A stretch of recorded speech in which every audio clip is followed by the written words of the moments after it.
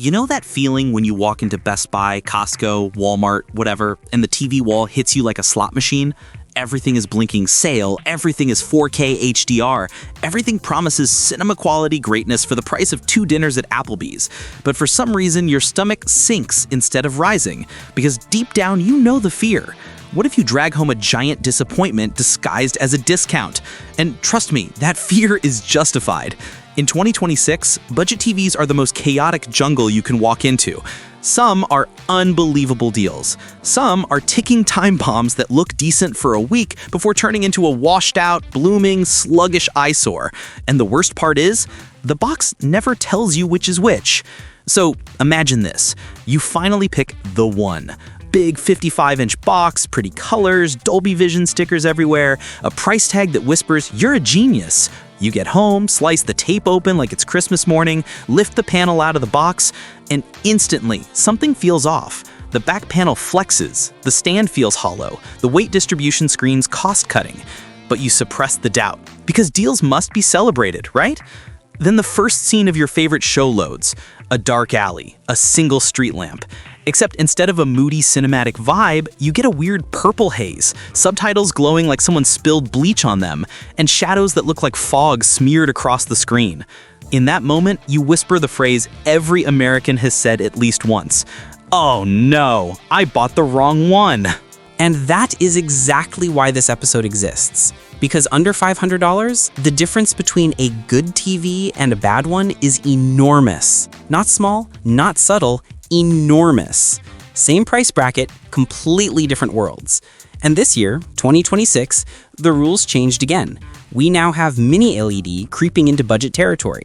Some brands removed features in store-specific models. Some 120 Hz labels are more fictional than a Marvel plot twist. And smart TV interfaces, some feel like simple tools, others feel like walking into Times Square.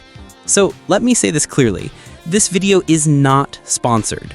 No freebies, no affiliate sweeteners, no brand executives taking me out for a friendly dinner. You're getting the truth you wish existed on the product page. What these TVs actually do, how they perform, what the parameters mean in real life, and what will disappoint you faster than expired milk. And by the time we're done, you will know exactly which models deliver real value under $500, and which ones should be left on the bottom shelf forever. Let's start exactly where most unsuspecting buyers start, the Amazon Fire TV 4 series. The mini hook for this one is simple. It looks like a TV, but performs like an apology. People buy it because the price looks amazing, the specs sound competent, and it's Amazon, so how bad could it be? Well, reality is a little less cheerful. The panel is dim, like close the curtains or the image disappears, dim.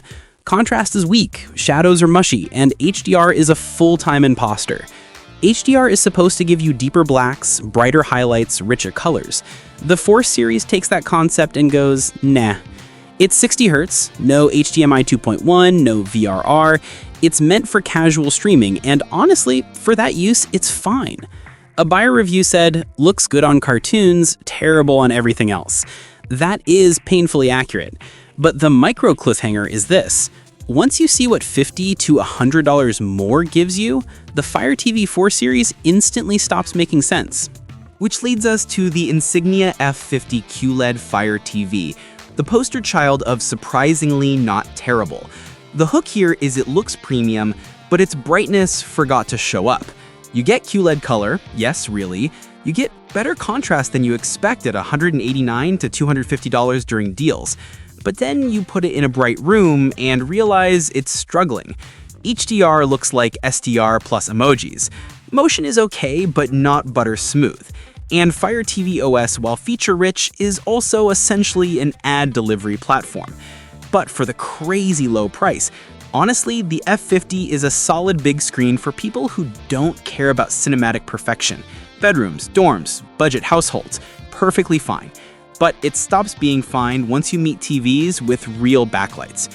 Because next up is the TCL Q6, a TV that tries, genuinely tries, and that alone makes it interesting. Expectation, an average QLED. Reality, wait, this can do 120 Hz? Yep. Using resolution tricks, it delivers 1080p 1440p at 120 Hz with very low input lag. For budget gamers, this is huge. HDR game mode even gets bright enough to shine. Color is great thanks to quantum dots, but the problem is the lack of local dimming. Black levels are shallow, dark scenes feel lifted, and no, it's not many LED. But as a flexible, enjoyable, gaming-friendly TV at mid-400s, the Q6 is very easy to recommend. And it sets up a beautiful rising action, because now we step into the true budget kings. Ladies and gentlemen, the U6K, the TV that made every competitor go, wait, they're giving the good stuff away? Because the U6K brings mini LED, actual local dimming zones, quantum dot color, and 600 nit peaks into the under $500 conversation. That's not normal. That's genuinely disruptive. This thing has real depth in dark scenes. It has real brightness in bright rooms. Dolby Vision looks how it's supposed to look. Rich, bold, confident. Google TV is smooth enough, though it occasionally stutters like it's thinking too hard. The weaknesses? 60 Hz panel, mediocre viewing angles, basic speakers. But when you consider the price and the parameters, mini LED, zones, peak brightness color gamut, it becomes obvious. The U6K is the first truly cinematic TV on this list. But then Hisense said, hold my firmware, and released the Hisense U6N. Think of it as the U6K but polished. Better tuning, Dolby Vision IQ, lower input lag around 9 milliseconds, a sharper picture thanks to smarter backlight control. Still 60 Hz, still narrow viewing angles, still needs a soundbar, still at the $499 line. So the question becomes, is the U6N meaningfully better than the U6Kiss? Slightly. Enough to matter. If you game, yes. If you want the absolute best image refinement under $500, yes. And that takes us to the TV that genuinely breaks the bracket, the TCL QM6K. The monster, the budget warrior, the why does this cost under $500 TV? Mini LED with hundreds of dimming zones, high brightness that pushes real HDR, QLED color that punches way above its class, true gaming chops, 144 Hz, VRR, HDMI 2.1. This is no longer a budget TV. This is a mid-range TV that had the wrong price tag slapped on it. Shadows are deep, highlights explode, motion is smooth, games feel electric.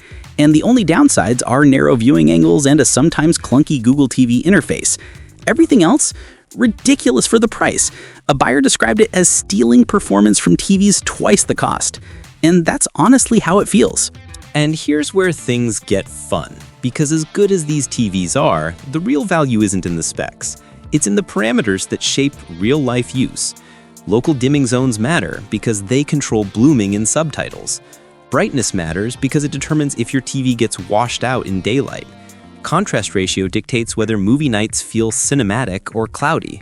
Color gamut determines how rich animation and sports look. Input lag and gaming modes determine whether your PS5 feels crisp or sluggish. And Smart OS determines if you spend more time watching shows or watching loading icons. And panel type determines everything from blacks to viewing angles. And the rule is simple. Under $500, these parameters aren't optional. They're the whole story. And the cliffhanger is this. If you think the ranking is obvious already, Part 2 will make it even clearer, because the real separation between worth it and wasted money isn't what you think.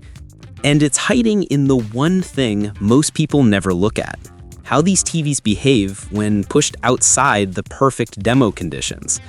Because stores show you brightly lit animated scenes, hyper-saturated landscapes, and vibrant sports clips, the exact kind of content that hides every weakness cheap TVs suffer from. But once you get home, once you dim the lights, once you watch a movie with shadow detail, once you play a game that requires real motion clarity, the truth starts crawling out.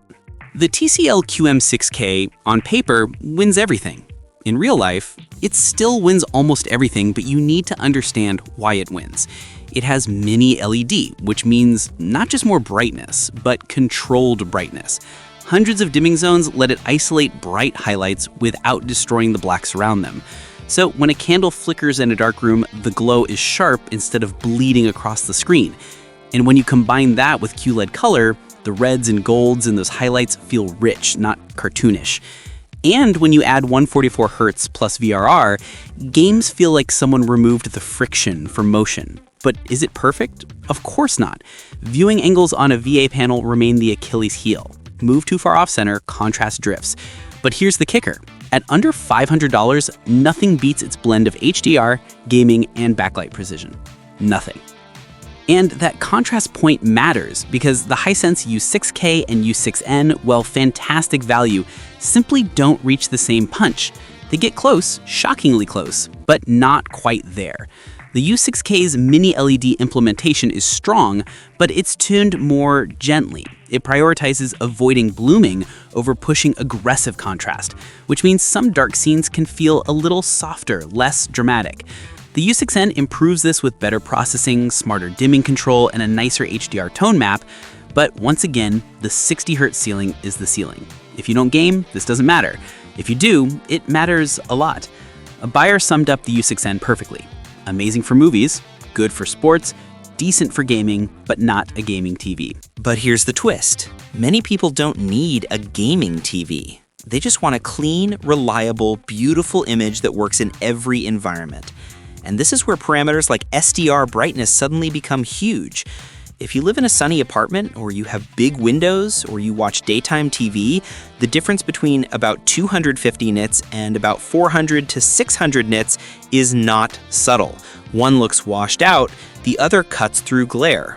That's why the Insignia F50, while great for the price, collapses in bright rooms. It's also why the Fire TV 4 series struggles so badly. Without strong SDR brightness, there's no foundation for good picture quality. And the buyer experience reflects this. People return cheap TVs not because they look bad, but because they look bad in their specific room. The room matters, the lighting matters, the viewing distance matters, and this is where knowing the parameters is like having night vision in a store full of flashing signs. You suddenly understand what actually affects what you see. Take color gamut. Wide color isn't just a buzzword. It's the difference between dull reds and the rich crimson tone you actually expect. It's the difference between flat greens and the vibrant, detailed foliage in nature documentaries. QLED models like the TCL Q6, U6K, U6N, and QM6K shine here. Cheap models don't. You feel it the moment you switch to an animated film. It's not subtle. Then there's motion handling. This is one of the most misunderstood areas in TVs under $500. People see 120 Hz on a box and think it means real 120 Hz. Most of the time, it's fake marketing. The Q6 at least gives you a real 120 Hz mode at lower resolutions. The QM6K gives you the full fat experience with HDMI 2.1. Most others are 60 Hz. And here's the truth. 60 Hz is fine for movies. But for sports, gaming, or fast action, it leaves trails that make everything look slightly smeared, especially on lower-end panels. And don't get me started on local dimming. The number of zones matters, yes, but tuning matters more. A badly programmed dimming algorithm can turn even 200 zones into a blooming mess. A good one can make 100 zones feel surprisingly controlled. And the difference shows up instantly in one scene. A white subtitle on a black background. If you see a glow around the subtitle, blooming is happening.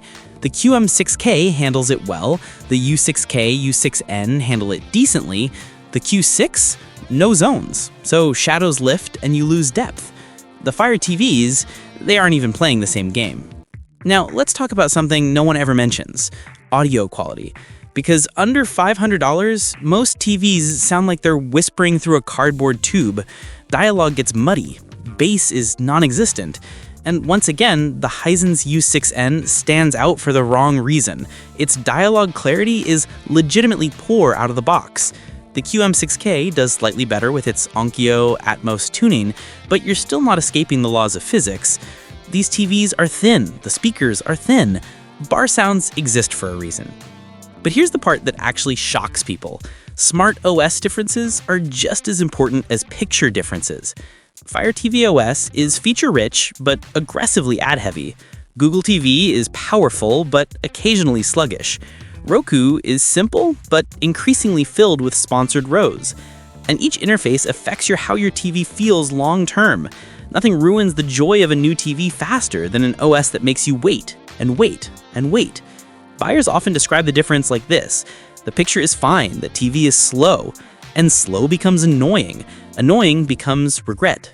Which brings us to one of the most underrated metrics in the entire parameter sheet, brand support and warranty behavior.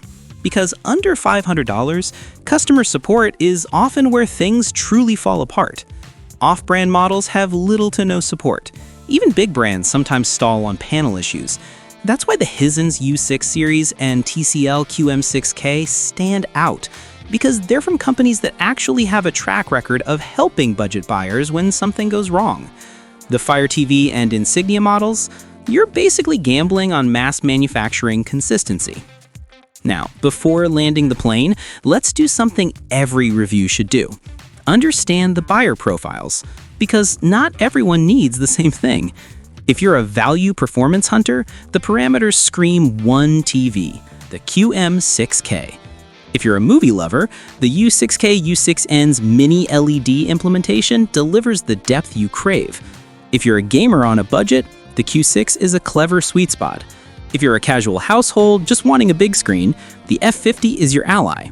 But if you're someone who hates headaches, hates ads, hates lag, hates brightness issues, then you need to treat some models like radioactive waste. And here's the insight that ties everything together. Cheap isn't value. Value is performance per dollar. Value is longevity. Value is picture quality that holds up, not just today, but 3 years down the line. Value is HDR that actually looks like HDR, not an Instagram filter. Value is gaming that feels crisp, not laggy. Value is a TV that works in your room, not a TV that looks good only in a store. And that's why the final ranking is so straightforward. Worst tier? Fire TV 4 Series, off-brand specials, and any 120Hz TV that lies about it. Middle tier? Insignia F50 for price-driven buyers, TCL Q6 for gamers, Hisense U6K for movie lovers. Top tier? U6N for refined movie performance, and reigning champion the TCL QM6K for everyone who wants mid-range performance at a budget price. That's the under $500 truth. Some of these TVs feel cheap because they are cheap, but some feel unfairly powerful for the price. And the only reason you'd ever buy the wrong one is because nobody told you the truth behind the specs. Now you know it. And here's your final reminder. You work hard for your paycheck. You deserve a TV that works just as hard for you. We test so you don't have to gamble with your money. Subscribe before your next deal turns into regret.